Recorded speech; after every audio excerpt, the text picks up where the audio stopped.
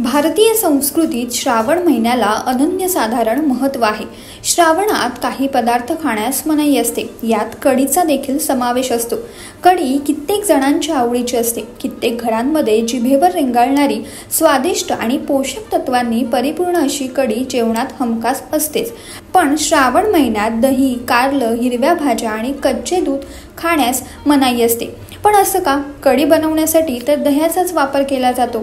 धार्मिक मान्यतेनुसार श्रावण महिन्यात भगवान महादेवाला दही आणि कच्चे दूध अर्पण केलं जातं। अशा परिस्थितीत ते पिण्यास मनाई मानली जाते।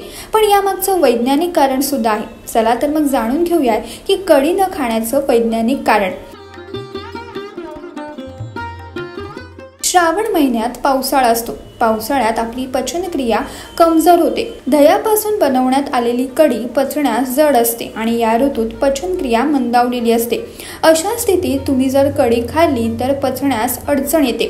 श्रावणात कढी खाल्ल्याने केवळ पोटाच्या तक्रारीच जाणवत नाही तर वाताचाही त्रास होतो। श्रावणातील काळ सोडला तर तुम्ही कधीही कढी खाऊ शकता। विशेष करून कढी ही दुपारीच खावी, कारण यावेळी पचनक्रिया उत्तम असते। या व्यतिरिक्त दही खाणं सुद्धा टाळलं पाहिजे, कारण या वातावरणात दह्यामध्ये गुड बॅक्टेरियांसोबत बॅड बॅक्टेरिया सुद्धा वाढतात, ज्याने घशाशी संबंधित आजार होऊ शकतात। कढी, दही या व्यतिरिक्त श्रावणात दुधाचे पदार्थ खाणं देखील टाळलं पाहिजे। यानं शरीराचं नुकसान होऊ शकतं, कारण हिरवळीत विविध प्रकारचे किडे असतात। अशी हिरवळ गायी किंवा म्हशीने खाल्ल्यास त्याचा परिणाम दुधावरही होतो। दूध प्यायचं झाल्यास चांगलं उकळल्यानंतरच प्यावं, कारण कच्चे दूध कधीही पिऊ नये। कच्च्या दुधात हानिकारक बॅक्टेरिया असतात, ज्याचा शरीरावर विपरीत परिणाम होऊ शकतो।